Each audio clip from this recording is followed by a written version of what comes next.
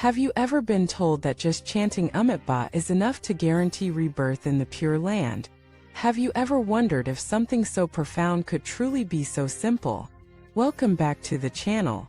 It's always a blessing to have you here as we explore the deeper dimensions of spiritual wisdom beyond dogma, beyond tradition, and into the realm of transformative truth. Today we tackle a question that has stirred minds and souls for centuries. Is chanting the name of Amitabha Buddha enough for enlightenment? Or is there something deeper we're missing? In a world filled with suffering, confusion, and impermanence, the promise of the Pure Land offers a beacon of hope. The concept is elegant and powerful.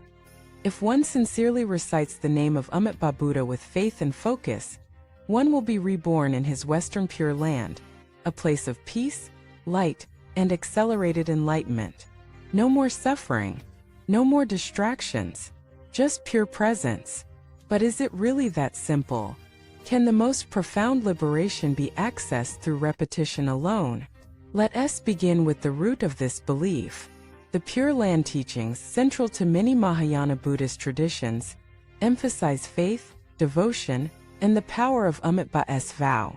His 18th vow is especially famous. It states that anyone who sincerely calls his name even 10 times will be reborn in his Pure Land. This is beautiful. It offers a path for those who feel unworthy, unprepared, or unable to pursue rigorous spiritual practices. It tells the weary, you're still welcome. It tells the broken, you're still loved. It tells the lost, there's still a way. But here's where things become subtle. Many people take this teaching at face value, believing that mechanical chanting, without any internal transformation, is enough. But is that the real message? Or is that a misinterpretation born from spiritual laziness? Let us go deeper. In many of the classical commentaries, great masters clarify that chanting doesn't just mean moving your lips. It means uniting your mind, your heart, and your intention with the very essence of Amitabha. The name Amitabha is not a password. It's a portal. And the key to that portal is sincerity. Not surface-level sincerity, but deep, unshakable alignment between your thoughts, speech, and actions. True chanting is not just vocal, it's existential. It's how you walk. It's how you speak. It's how you treat others. It's how you face your own darkness. If you chant Amitabha with your mouth, but live a life filled with greed, deception, and selfishness, are you really invoking the Pure Land? Or are you just using sacred words as spiritual wallpaper? This is not about judgment. It's about honesty.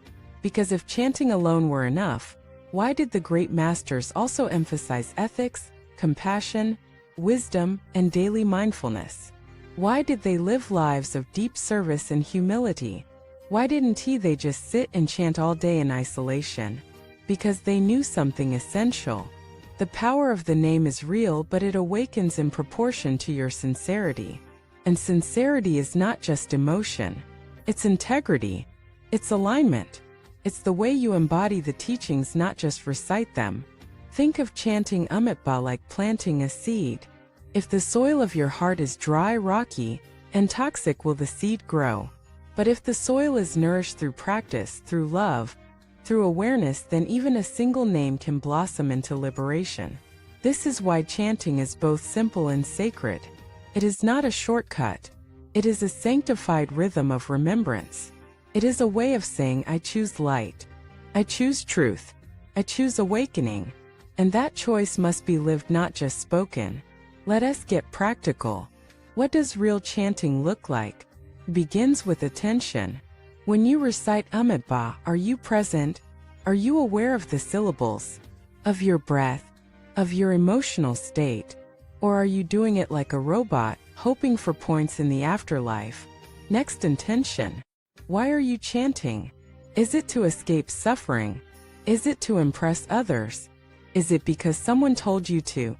Or is it a true call from your soul, a longing for liberation, for union with the sacred, for an end to illusion? And finally, action.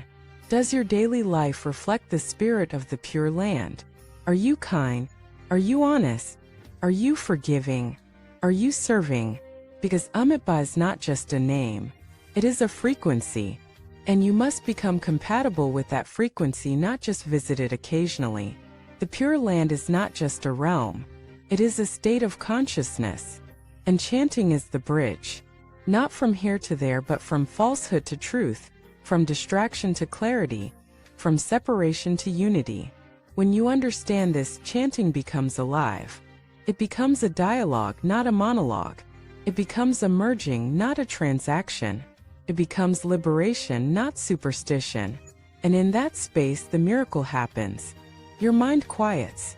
Your heart opens. Your ego softens.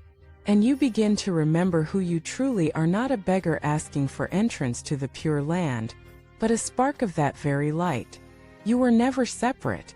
Chanting simply removes the clouds, but only if done with real presence. So don't chant to escape. Chant to awaken. Don't chant to please a deity. Chant to align with truth. Don't chant for a reward. Chant because every cell in your being is yearning for peace. And peace is what you are. Amitabha is not outside you. He is within. Chanting is the way you meet yourself. So, is chanting enough? Yes, if chanting is everything. If your chanting is full of awareness, full of reverence, full of love, then yes, one breath, one name, one moment of sincerity can open the gates. But if your chanting is hollow, distracted, performative, then no amount of repetition can replace the absence of your soul. The Pure Land is not for the perfect. It's for the sincere. And sincerity, like all sacred things, requires your whole being. So today, when you chant, chant with your life. Let your steps chant. Let your choices chant. Let your heart chant. And then watch as the Pure Land is not just your future, it becomes your present. Thank you for watching this video. If this message touched you, I invite you to reflect and share in the comments. Your sincerity could inspire someone else's awakening. Subscribe, like, and stay connected. This path is sacred and we walk it together. Until next time, keep chanting, keep awakening, and remember, the light is already within you.